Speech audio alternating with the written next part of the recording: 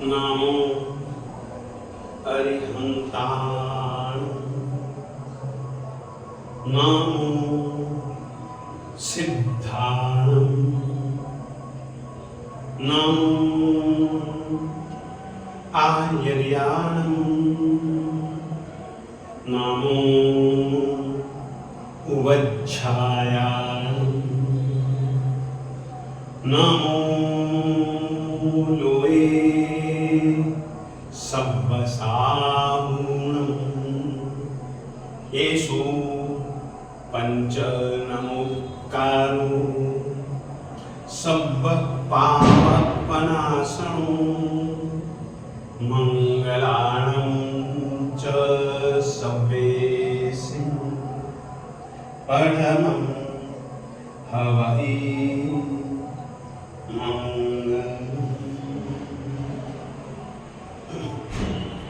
नामाकृति द्रव्यभावहि उन्नतस्त्री जगज्जनम क्षेत्रे काले च सर्वस्मिन् अर्हता समुपास्महे।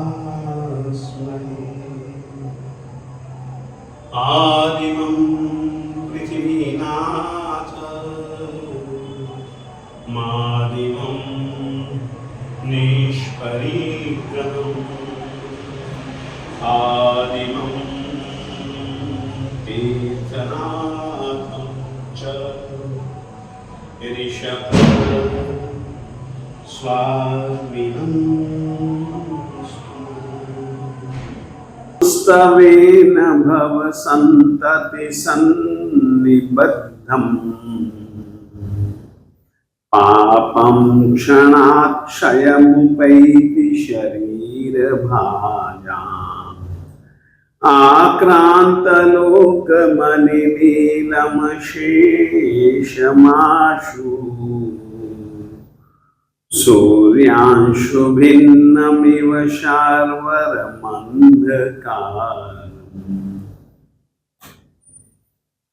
इस श्लोक के अंतर्गत दो जैन साहित्य से संबंधित बातें करना चाहता हूं। अपन लोग व्यवहार में देखते हैं, जिस अंधकार की इस श्लोक में चर्चा की है, शार्वर मंधकारम, और एक शब्द दिया है क्षणाक्षयमुपैति। रात लगभग समझो 11:30, 12, 12:15, 12:30 घंटे की समझो। अंधेरा इतनी देर तक लोक को दबाए रखता है, आक्रांत यानी कि दबाए रखता है। अंधकार छाया छाया रहता है और 12 घंटे में सघन होता रहता है। कुछ पल 12 घंटों में ऐसे भी होते हैं जिस समय अंधकार कम हो जाता है मगर रहता है।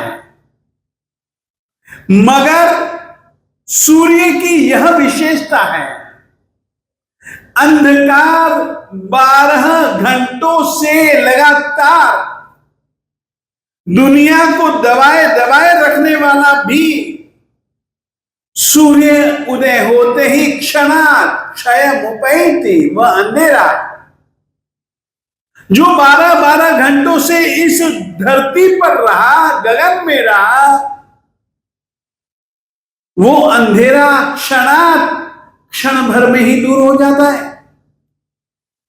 क्षण भर में ही वो नष्ट हो जाता है। भव संतति सन्निबद्धम के साथ जोड़िए, 12-12 घंटों का अंधेरा क्षण भर में जैसे दूर हो जाता है, वैसे इस क्षण तक मैंने जितने भी भव किए, अनंता भव किए हैं, अनंता अनंता भवों के पाप त्वत्संस्तवेन, परमात्मा की स्तवना सूर्य का उदय है। याद रखिए, परमात्मा की स्तुति, परमात्मा के गुणों को, परमात्मा के उपकारों को, परमात्मा के हर किसी की हित भावना से ओत प्रोत बने हुए उपदेशों को सुन करके, शास्त्र वचनों में पढ़ करके अपने दिल में एक जो अहोभाव उनके प्रति पैदा होता है, उस अहोभाव से भर करके उनको देखते हुए उनकी स्तवना करना, उनके गुण गाना, इसका नाम है स्तवना। स्तवना का परिणाम जैसे सूरज के उदय का परिणाम अंधकार नाश, वैसे ही त्वत्संस्तवेन भगवान श्री आदिनाथ स्वामी तेरी स्तुति से भवों भवों में, एक भव में नहीं, 100,000 10,000 नहीं, असंख्याता अनंता भवों से, जब तक कि हम मुक्ति में नहीं जाएंगे तब तक जो किए, जो करवाए, जो अनुमोदन किए या जो हम करेंगे, उन सभी के सभी पापों का नाश करने की शक्ति एकमात्र स्तवना से। याद रखिए, पाप कर्मों के बंधन के कई कारण हैं। सबसे ज्यादा जीव को पाप बंधन करने के लिए भावों की प्राप्ति होती है। एक इंद्रिय के भाव हमने बहुत बहुत बहुत बहुत बहुत किए, जहां पर कि केवल जीव बांध सकता है तो पाप ही बांध सकता है। द्विंद्रिय, त्रिंद्रिय, चौरेंद्रिय, असंगी पंचेंद्रिय, अरे संगी पंचेंद्रिय पने में भी जब तक हम समकित को पा नहीं लेते, हम न जाने तब तक कई कई कारणों से मिथ्यात्व, अविरति, प्रमाद, कषाय, योग, अज्ञानता, राग, द्वेष, मोह, पाप स्थानकों से, न जाने कैसे कैसे जीवों के प्रति वैर विद्वेष से, आत्म संक्लेश की स्थिति से हमने जो कुछ भी कर्म बांधे, वे सभी के सभी कर्म पाप, यानी कि हमारी आत्मा को बुरा फल देने वाले थे। पाप शब्द का अर्थ बड़ा अच्छा है और उस अर्थ को समझ करके अभी भी यदि हम पापों से बचना चाहते हैं तो पाप प्रवृत्तियों से बचो। पाप प्रवृत्तियां कैसी होती हैं? पातयति इति पापम, जो हमारी आत्मा को मरणोपरांत दुर्गति में ले जाए। वर्तमान काल में तो हमारे मन, वचन, काया की दुर्गति, दुस्थिति, कालुष्य भरी स्थिति तो वे पाप प्रवृत्तियां बनाते ही बनाते, परंतु भविष्य काल में ये ही तुम्हारी वर्तमान काल की पाप प्रवृत्तियां भविष्य में फल देंगी। और यदि तब भी हम जागृत नहीं रहे तो हम उन्हीं पाप कृत्यों के परिणाम, पापों की परंपरा चालू रख सकें, उस तरीके के पाप हम करते रहेंगे। और वे पाप कर्म हैं, कर्म बंधते हैं, एक अलग अलग प्रकृति वाले बंधते हैं। सोचिए, कर्म और आत्मा की प्रकृति कैसी है? आत्मा अरूपी है, यानी कि आत्मा में न कोई वर्ण है, न गंध है, न रस है, न स्पर्श है। आत्मा अरूपी है, कर्म रूपी है। कर्म में वर्ण भी है, गंध भी है, रस भी है, स्पर्श भी है। रूपी होने पर भी अरूपी आत्मा से बंधता है, आत्मा को बांध लेता है। लोहे की जंजीरें तन को बांधती हैं, कर्मों की जंजीरें आत्मा को बांधती हैं। लोहे की जंजीरें तन को परेशान बना देती हैं, तन को पीड़ा से भर देती हैं, दुख दर्द से भर देती हैं। कर्म आत्मा को, अगर पाप कर्म है तो दुख से भर देते हैं। वे दुखदाई पाप कर्मों को दूर करने का उपाय स्तुतिकार आचार्य श्री मानतुंग सुरेश्वर जी महाराज साहब कहते हैं, त्वत्संस्तवेन, तेरी स्तुति से साहब ये होता है। कैसे होता है समझो। जिस समय आप स्तुति करते हैं उस समय आपका मन, आपकी आत्मा उनके गुणों का चिंतन कर रही होती है। आप उनके उपकारों से अहोभाव से भरे हुए होते हैं और परमात्मा के प्रति अहोभाव, परमात्मा के प्रति भक्ति भाव, समर्पण भाव, ये कर्म रूपी जंजीरों को काटने वाले हथौड़े की चोटें, जो जंजीरों को तोड़ देते हैं। आपको याद है ना एक छोटी सी कहानी,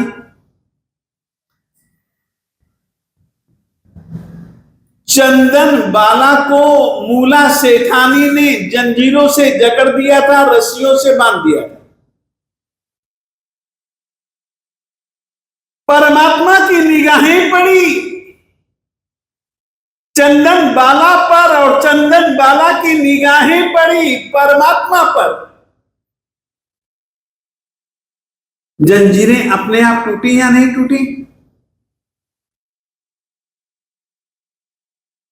बेड़ियां टूटी या नहीं टूटी? एक सचमुच में परमात्मा दर्शन की शक्ति, सचमुच में परमात्मा भक्ति, परमात्मा स्तवना की शक्ति हमारे को क्या क्या कैसा कैसा दिव्य प्रभाव, चमत्कारिक प्रभाव दिखला सकते हैं, हम कल्पना भी नहीं कर सकते। चंदन बाला ने कल्पना नहीं की थी कि मेरी जंजीरें परमात्मा को देखने से या परमात्मा की दृष्टि से दूर हो जाएंगी। होता है, होता है, होता है। इसी पंक्ति में एक शब्द है सन्निबद्धम। अरूपी को बांधने वाली रूपी कर्म के रूप में पुद्गलात्मक शक्ति सुख भी देती है, दुख भी देती है, सौभाग्य भी देती है, दुर्भाग्य भी देती है, यश भी देती है, अपयश भी देती है, सम्मान भी देती है, अपमान भी देती है, ज्ञान भी देती है, अज्ञान भी देती है, निद्रा भी देती है, सुषुप्ति भी देती है, अच्छा संवेदन भी करवाती है, बुरा संवेदन भी करवाती है, कषाय भी करवाती है, राग द्वेष भी करवाती है। ये सब जो वृत्तियां हैं ना, ऐसी ऐसी ऐसी ऐसी सुंदरता भी देती हैं, कुरूपता भी देती हैं। सुंदर स्वर, कुस्वर, एकेंद्रियपना, बेंद्रियपना, तेंद्रियपना, चौरिंद्रियपना, पंचेंद्रियपना, चार गतियों में से किसी भी गति में रुला सकती है। कर्म बड़े विचित्र प्रकृति के होते हैं। इसीलिए हमारे यहां पर एक उक्ति है, कर्मणाम विचित्रा गतिः। कर्म की गति बड़ी विचित्र है, बड़ी विषम है, बड़ी विकट है। इसको समझ पाना बड़े बड़े ज्ञानियों, श्रुतधरों और केवल ज्ञानियों का काम है मेरे देवताओं। कर्म का संबंध अनादिकाल से है, तो भी अनादिकालीन संबंध का भी हम अंत कर सकते हैं। और अंत करने के लिए संयम, चारित्र, भावनाएं इत्यादि साधनों के समान 10 प्रकार का यति धर्म, महाव्रत, अनुव्रत आदि के समान अपने लिए एक सरल सा व्यवहार, स्तवना, स्तुति, सन्निबद्धम बहुत अच्छा शब्द है। कर्म और आत्मा के संबंध को बताने के लिए यहां पर बताया है कि आत्मा के प्रदेश प्रदेश प्रदेश प्रदेश पर सभी कर्म चिपटे हुए हैं, नहीं बंधे हुए हैं। उन्हीं बांधने वाले कर्मों के कारण आत्मा की सुदशा और दुर्दशा दोनों प्रकार की होती है। कर्म बांधने के कारण, कर्मों को छोड़ने के कारण परमात्मा ने सब बतलाए। इस 24 में जीवों को कर्मों से मुक्ति के उपाय बतलाने वाले सबसे पहले, अगर कोई जिनेंद्र भगवंत है तो देवादिदेव परमात्मा श्री आदिनाथ स्वामी जी हैं। और आदिनाथ स्वामी जी की स्तवना से कर्मों का क्षय, कर्मों का नाश सचमुच में एक बहुत अच्छा उपाय है। परंतु ये स्तवना, ये स्तुति मात्र होठों से नहीं, दिल से, आत्मा के प्रदेश प्रदेश से, और वह स्तवना सन्निबद्धम, जैसे कि रेशम की डोरी हो, रेशम की डोरी पर आप घी भी लगा दो, फिर बांधो और कसो अच्छे ढंग से। ऐसे कर्म बहुत मजबूती से बंधे हुए हैं। और भव संतति, ये शब्द को सदा याद रखिएगा, केवल इस भव के नहीं, केवल आज के या अभी के नहीं, भव संतति, जन्म मरण की परंपरा को पाने वाले जीव के द्वारा जो बांधे गए हैं किन्हीं भी कर्मों से, कर्म पाप कर्म,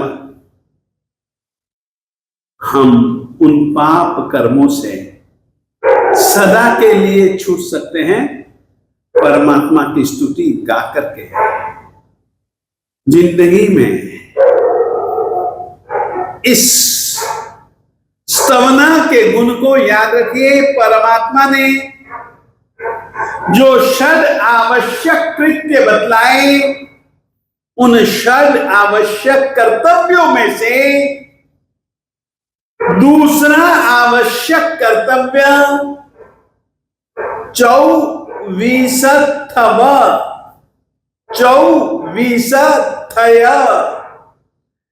4:20 की स्तवना, चाहे आदिनाथ स्वामी जी की स्तवना करो, चाहे पार्श्वनाथ जिनका की 28वां निर्वाण वर्ष चल रहा है, या जिनका 2550वां निर्वाण वर्ष चल रहा है, ऐसे परमात्मा श्रमण भगवान महावीर स्वामी जी के गुण गाओ, परंतु इनकी स्तवना भक्ति से, समर्पण भाव से, परमात्मा के गुणों से अपने मन को, अपनी आत्मा को भिगो भिगो भिगो करके स्तवना करना, इतना ही मैं कहना चाहता हूं। और इस श्लोक में से एक चीज आपको और समझाना उचित समझता हूं, उस शब्द की चर्चा अपन लोग आगे करेंगे। आज इतना ही। देवस्त्वमेव भगवन् ज्ञातं मयेति सम्यक्, देवस्त्वमेव भगवन् ज्ञातं मयेति सम्यक्, अन्यो न त्वत्समानो ज्ञातं मयेति सम्यक्, देवस्त्वमेव भगवन् ज्ञातं मयेति सम्यक्।